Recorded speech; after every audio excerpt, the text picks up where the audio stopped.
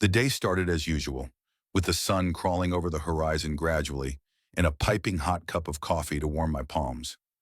I was browsing through the newspaper when I noticed a garish orange notice plastered across my front door, like a warning sticker on a package of dynamite. In angry, bold letters it howled. Notice of removal. Your unauthorized crops have to be removed in 14 days or else legal action shall be initiated. I stood stock still, staring at the words, convinced that I had read them wrong. But there they were, in black and white. A shocked, incredulous laugh erupted out of me. Whoever assumed that they could instruct me, a farmer on legally leased federal land, to pull up my crops obviously hadn't done their research. The fun did not last. It was soon replaced by a slow, smoldering anger. Someone had just gotten into a fight they were not nearly prepared for. By noon, the neighborhood was abuzz louder than a swarm of cicadas. Word spread quickly. The HOA president, a woman named Deborah, had decreed my cornfields an eyesore. Deborah, with her sharp voice and love of domination, thought that the view of my fields beyond her immaculate suburban houses was lowering property values. I observed her strut down the border of my property from my porch, clipboard clutched in hand, accompanied by two board members who were pretending to be her loyal henchmen. She wore a giant sun hat and oversized sunglasses that screamed self-importance, gesturing wildly toward my crops and ranting loud enough for me to catch every ridiculous word. She called my fields a neglected wasteland, even claiming that kids might get lost inside the corn like it was some sort of rural labyrinth. I couldn't decide whether to laugh again or start yelling. Enough was enough. Placing my coffee aside, I walked towards her. The moment Deborah saw me, she stiffened, holding on to her clipboard as if it were a lifeline. Her minions retreated, looking at me as if I would whip out a six-shooter from my belt. "Good afternoon," I replied, maintaining an even tone. Deborah promptly went into a tirade about HOA landscaping regulations, claiming that since my fields were within sight of their beloved roads, they were subject to her control. I asked her coolly how exactly her rules connected to agricultural land rented by the federal government for more than 7 decades. She didn't even flinch. Rather, she asserted, with breathtaking arrogance, that her HOA's supremacy took precedence over everything. This is when I knew reason was not going to cut it. This wasn't about rules, it was about authority. I smiled, the kind of smile you offer somebody who's just dared a bear to a fight. I told her my property was covered by a federal agricultural conservation and veteran support program. If she touched so much as a single stalk, she would get in trouble that she couldn't even begin to dream up. Her eyes did narrow, but it was clear she believed I was threatening to bluff.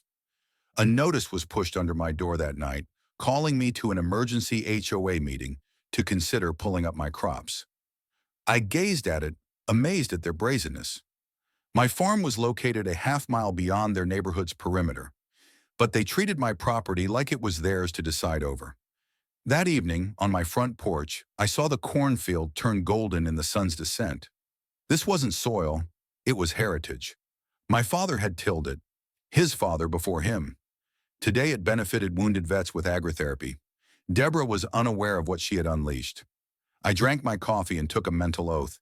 If she was ready for war, I'd wage it on my own terms. Stealthy, lawful, and crippling. The following night was heavy with humidity as I drove my creaking truck into the community clubhouse parking lot, ringed by shiny SUVs. Residents gave me suspicious, curious, or outright hostile looks as I doffed my hat and went inside. The room was filled, folding chairs in rows, all facing a table where Deborah and her board sat like judge-jury at a kangaroo court. Deborah, blazer crisp white, slammed a gavel with the flair of a dictator, declaring that we were there to discuss the violation presented by my farmland. She rolled out a poster board covered in pictures of my fields, marked in red ink like crime scene markers, yelling about ruined views, pests, and plummeting home values. Sheer fabrication presented with melodramatic panache. When she opened it up to the floor, some brave residents gingerly challenged her jurisdiction over property beyond the development. Deborah brushed them off, asserting that the visual impact provided the basis for her action. I spotted my moment. Stepping forward, I said, For the record, this land is rented through the Department of Agriculture as part of a federal preservation program. It's under protection. Your HOA has no authority, and currently you are harassing me and infringing on federal property rights." Silence filled the room. Escalation followed over the next several days. Deborah mailed a certified final warning letter. I hung it on the wall. I phoned Clara, my acquaintance at the Department of Agriculture, a no-nonsense lady who laughed so hard she almost dropped her phone. She guaranteed an inspector within days and said that criminal trespass charges were very much in the cards. That night, my cameras filmed Deborah's cohorts sneaking along the fence, carrying surveying equipment, marking out phony lines. Subsequently, my cameras caught Deborah herself breaking onto my property at night, setting up orange flags and spraying lines. It was gold footage. I emailed it directly to Clara and the sheriff with a courteous note: "Evidence of illegal activity on federal property. Please advise." The following morning, a landscaping crew pulled up in trucks with weed whackers and chainsaws, with Deborah marching behind them like a general. I drank my coffee on the porch and waited exactly 2 minutes before calling the sheriff. The instant the first blade touched a corn stalk, I called. The sheriff came to find half the neighborhood standing around and staring. A giant of a man with a granite face, he listened to Deborah scream about aesthetics before taking her in for questioning. The workers laid down their tools and fled. I turned over my tape and federal lease. The sheriff nodded curtly, vowing action quickly. As Deborah was taken away, I doffed my hat. The actual repercussions were only just starting. Deborah fell silent, temporarily, but I knew she wasn't done.